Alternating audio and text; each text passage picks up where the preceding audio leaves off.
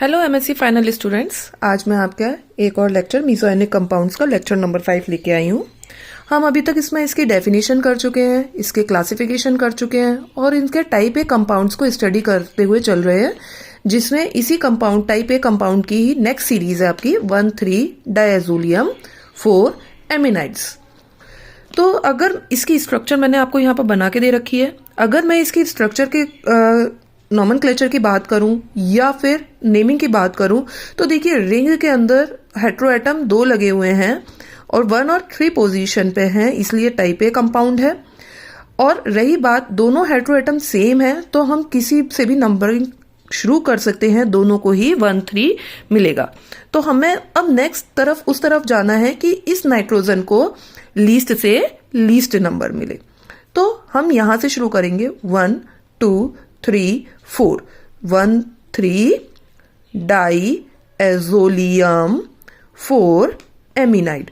अगर आपको लगे कि नहीं यहां से क्यों नहीं कर सकते शुरू, तो भाई फर्स्ट हेट्रोएटम से नेक्स्ट हेट्रोएटम पर जाएंगे तो 1, 2, 3, ये अगेन 1,3 रहा, पर इस एमिनाइड को कौन सा नंबर मिलेगा, यहां से 5 मिलेगा। इसलिए हम कहां से शुरू करेंगे, इस नाइट्रोजन से शुरू करेंगे 1, 2, 3, 4 एंड 5। तो 1,3 डाइएजोलियम 4 एमिनाइड। क्लियर है इसकी नेमिंग। अब हम आगे बढ़ते हैं इसके सिंथेसिस या मेथड ऑफ प्रिपरेशन की तरफ। मेथड ऑफ प्रिपरेशन की तरफ अगर मैं बढ़ती हूं तो मैं यहां पर यह कहूंगी कि हम नाइट्राइल की रिएक्शन कराते हैं बेंजोइल क्लोराइड के साथ फर्स्ट ऑफ ऑल, जो हमें एक इंटरमीडिएट देगा अमीनो इमिडाजोलियम सॉल्ट के तौर पे, और उस सॉल्ट की फर्दर आगे जब रिएक्शन करवाई जाती है बेस के साथ, तब हमें ये मीसोएनिक कंपाउंड देता है 1,3 डायजोलियम 4 एमिनाइड देगा। अगर इस रिएक्शन का ड्राइविंग फोर्स की मैं बात करूं तो इस रिएक्शन का ड्राइविंग फोर्स सिर्फ ये है कि यहां पर 5 मेंबर्ड रिंग की फॉर्मेशन होती है। थ्योरी में भी मैंने यहीं पर यही लिखा है, it can be prepared by the reaction of nitriles with benzoyl chloride followed by the treatment with sodium bicarbonate. The reaction proceeds to involve the formation of stable intermediate, that is amino imidazolium salt. इसकी mechanism थोड़ा मैं आपको discuss कर देती हूँ अच्छे से। देखिए हमने नाइट्राइल लिया है, नाइट्राइल की रिएक्शन कराएंगे। अब नाइट्राइल की रिएक्शन कराएंगे तो रिएक्शन किससे होगी, बेंजोइल क्लोराइड से। बेंजोइल क्लोराइड में ये कार्बन कैसा है, इलेक्ट्रॉन डेफिशिएंट कार्बन है, इसको क्या चाहिए, न्यूक्लियोफाइल चाहिए।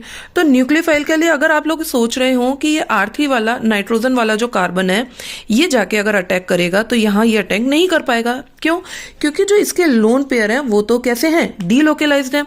वो कहाँ जाएंगे, रिंग के अंदर चले जाएंगे, सॉरी रिंग नहीं चेन के अंदर चले जाएंगे नाइट्राइल के में, और ये नाइट्रोजन नेगेटिवली चार्ज हो जाएगा। तो यहां पर क्या हुआ, ये नाइट्रोजन तो पॉजिटिव हो गया और इस नाइट्रोजन पर नेगेटिव आ गया। अब यही nitrogen as a nucleophile behave करेगा और बेंजोइल क्लोराइड के कार्बन के पास जाएगा। जैसे ही जाएगा कार्बन की वैलेंसी इंक्रीज हो जाएगी, वो पाई बॉन्ड को तोड़ेगा ऑक्सीजन के पाई बॉन्ड को, ऑक्सीजन अपने पास इलेक्ट्रॉन खींच के ले जाएगा, ऑक्सीजन नेगेटिव चार्ज हो जाएगा। ऑक्सीजन के नेगेटिव चार्ज को यहां पर गुड लिविंग ग्रुप दिखेगा तो वो वापस से अपना इलेक्ट्रॉन देगा और Cl- को बाहर निकालेगा। तो यहां देखिए स्टूडेंट्स कुछ इस टाइप का फॉर्मेशन हो जाएगा। नाइट्रोजन पे वही फॉर्मेशन, जबकि इस नाइट्रोजन जो आपका ये नाइट्रोजन था इसके साथ बेंजोइल क्लोराइड का कंपाउंड जाके जुड़ जाएगा। अब फर्दर आगे रिएक्शन की मैं बात करती हूं तो अब ये नाइट्रोजन क्या है, लोन पेयर अवेलेबल है इसके पास, ये इलेक्ट्रॉन डोनेट कर सकते हैं। कहां जाएंगे, जहां इलेक्ट्रॉन डेफिशिएंट साइट होगी। इलेक्ट्रॉन डेफिशिएंट साइट कौन सी है, ये कार्बन है। कैसे है, क्योंकि ये साइनाइड है, इसके पास जो नाइट्रोजन है ये अपने पास इलेक्ट्रॉन खींचेगा। ये जैसे इलेक्ट्रॉन खींचेगा ये कार्बन कैसा हो जाएगा, इलेक्ट्रॉन डेफिशिएंट हो जाएगा। तो इसको कौन इलेक्ट्रॉन देगा, ये नाइट्रोजन के लोन पेयर इस कार्बन को इलेक्ट्रॉन देने आएंगे और एक 5 मेंबर्ड की रिंग की फॉर्मेशन करेंगे जो कुछ इस तरीके से होगी, और यहां पर एक हमारा Cl- बाहर निकलेगा। ड्राइविंग फोर्स क्या हुआ, यहां पर रिंग की फॉर्मेशन हुई, 5 मेंबर्ड रिंग की फॉर्मेशन।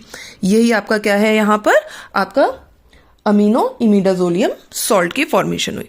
अब क्या होगा, ये नाइट्रोजन है, कैसा है बच्चों, इलेक्ट्रोनेगेटिव एटम है, तो क्या रखेगा, क्या ये अपने पास पॉजिटिव चार्ज रखना पसंद करेगा? बिल्कुल नहीं रखना पसंद करेगा। तो ये किस तरीके से अटैक करेगा या ये अपने पॉजिटिव चार्ज को किस तरीके से खत्म करेगा?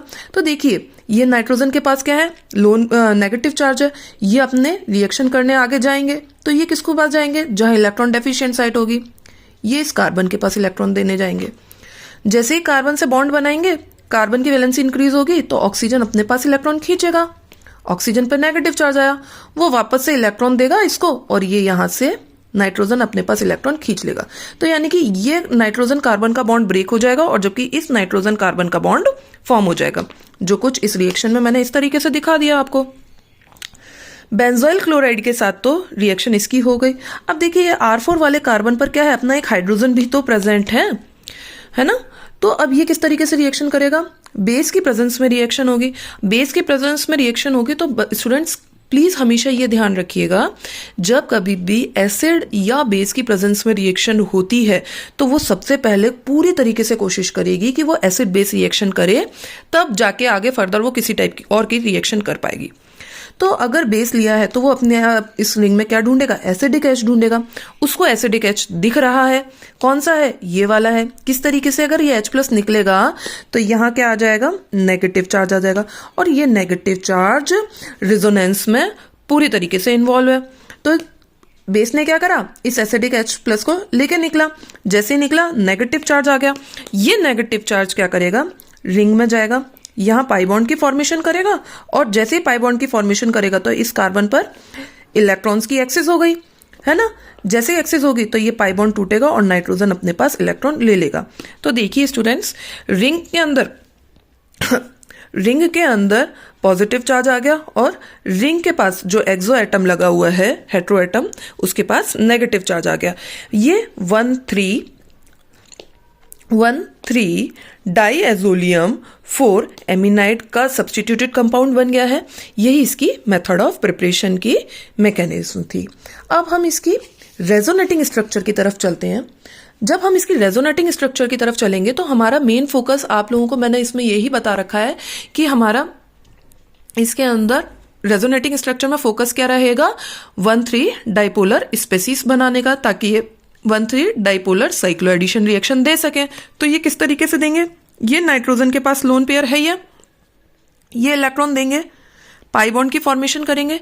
जैसे ही पाई बॉन्ड की फॉर्मेशन करेंगे, कार्बन की वैलेंसी इंक्रीज हो जाएगी, तो ये पाई बॉन्ड तोड़ेगा और अपने पास इलेक्ट्रॉन ले लेगा। तो क्या बन जाएगा स्टूडेंट्स, यहां तो आ गया पाई बॉन्ड, ये पॉजिटिव चार्ज आ गया, ये पाई बॉन्ड टूटा था तो इसके पास अब लोन पेयर है, ये पाई बॉन्ड मेंटेन्ड है। अब क्या होगा, ये नाइट्रोजन के लोन पेयर है, इधर पाई बॉन्ड की फॉर्मेशन करेंगे, ये पाई बॉन्ड टूटेंगे और ये अपने पास इलेक्ट्रॉन ले लेगा।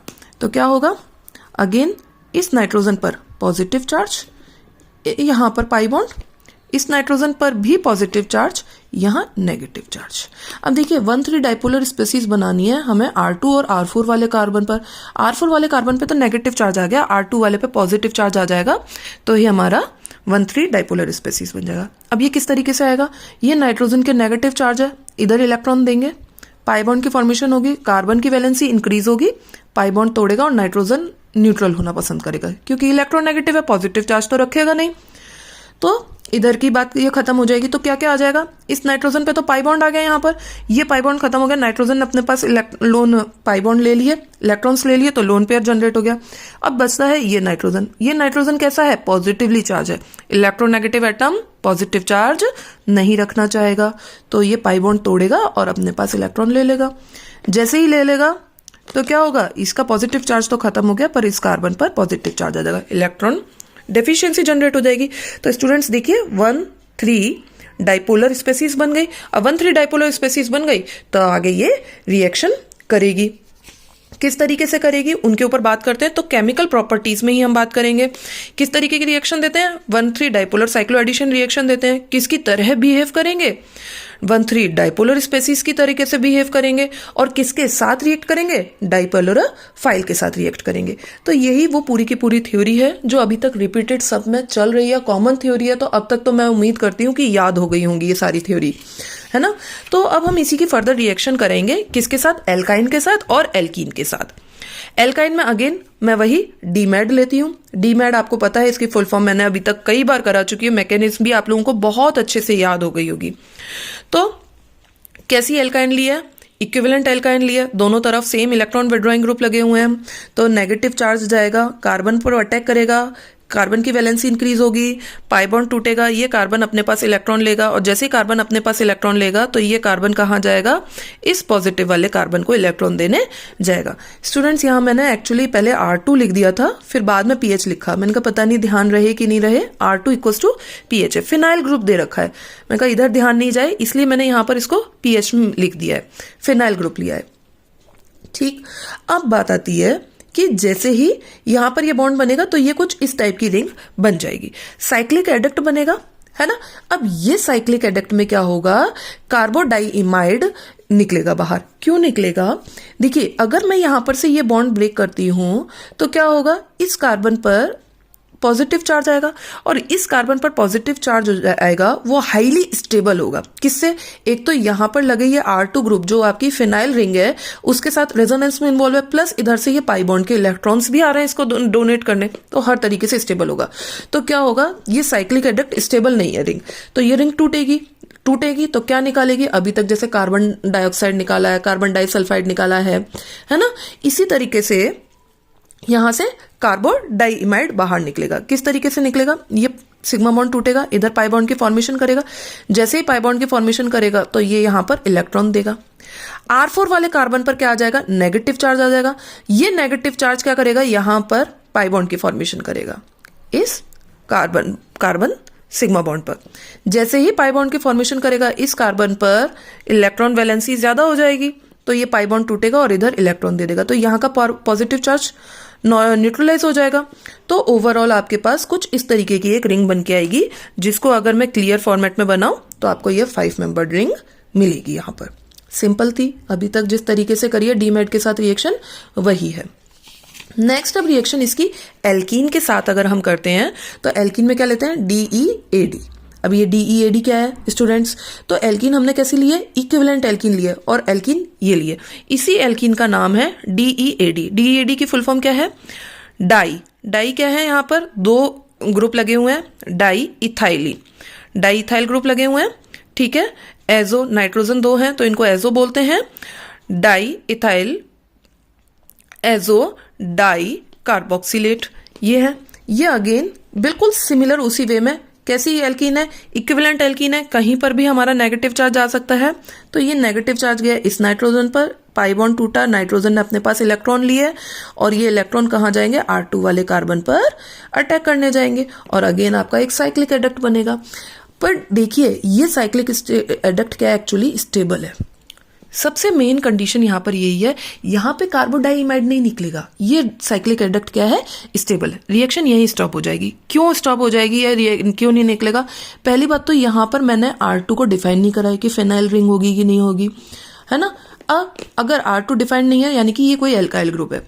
दूसरी चीज, जैसे ही अगर ये मान लो कार्बोडाइइमाइड में निकालने की कोशिश भी करूं तो ये बॉन्ड तोड़ना पड़ेगा मुझे, और अगर ये बॉन्ड तोड़ना पड़ेगा तो इस कार्बन पर क्या आएगा, पॉजिटिव चार्ज, और इस कार्बन को पॉजिटिव चार्ज को स्टेबल करने वाला कोई भी मौजूद नहीं है। जैसे डीमैड में यहां पर इस कार्बन पे पॉजिटिव चार्ज आ रहा था, इसको स्टेबल कौन कर रहा था, एक तो फिनाइल रिंग के साथ वो रेजोनेंस में जा रहा था, उधर से दूसरी तरफ से क्या था, ये पाई बॉन्ड भी तो इलेक्ट्रॉन्स देने आ रहे थे इसको, तो दोनों तरफ से ये स्टेबल हो रहा था। जबकि यहां पर क्या है, R2 वाले को मैंने फिनाइल ग्रुप नहीं बोला, कोई एल्काइल ग्रुप है। दूसरी चीज, इस तरफ क्या है, कोई भी पाई बॉन्ड नहीं है। तो अगर किसी के दिमाग में आ रहा हो नहीं मैम नाइट्रोजन के लोन पेयर है, वो तो इलेक्ट्रॉन देने आएंगे। नाइट्रोजन के जो लोन पेयर्स है वो, ये नाइट्रोजन किससे अटैच्ड है, COOET से, दोनों ही नाइट्रोजन COOET से अटैच्ड है, और ये दोनों ग्रुप कैसे हैं स्टूडेंट्स, इलेक्ट्रॉन विड्रॉइंग ग्रुप है। तो नाइट्रोजन के लोन पेयर बिजी हैं कॉन्जुगेशन में COOET के साथ, तो ये इलेक्ट्रॉन देने इस पॉजिटिव चार्ज को नहीं आएंगे। तो ओवरऑल अगर मैं बात करूं तो इस कार्बन पे बनने वाला जो कार्बोकैटायन बनेगा वो स्टेबल नहीं बनेगा, और कार्बोकैटायन अगर स्टेबल नहीं बनेगा तो वो बॉन्ड ब्रेक होने ही नहीं देगा, और बॉन्ड ब्रेक नहीं होगा तो ये साइक्लिक एडक्ट हमारी एज इट इज मेंटेन रहेगी। इसीलिए मैंने कहा है कि ये साइक्लिक एडक्ट स्टेबल है। मैं उम्मीद करती हूं कि आपको ये लेक्चर अच्छे से समझ में आया होगा। 1,3-डायएजोलियम 4 एमिनाइड में हमारा इतना ही है, सिंथेसिस है, रेजोनेटिंग स्ट्रक्चर है, केमिकल प्रॉपर्टीज 2 तरीके की हैं, एल्काइन और एल्कीन के साथ। मैं उम्मीद करती हूँ आप लोगों को ये बहुत अच्छे से समझ में आया होगा। अगर आप लोगों को समझ में भी आ रहा है, लेक्चर्स अच्छे भी लग रहे हैं, तो please like, comment and subscribe my channel. Thank you to all.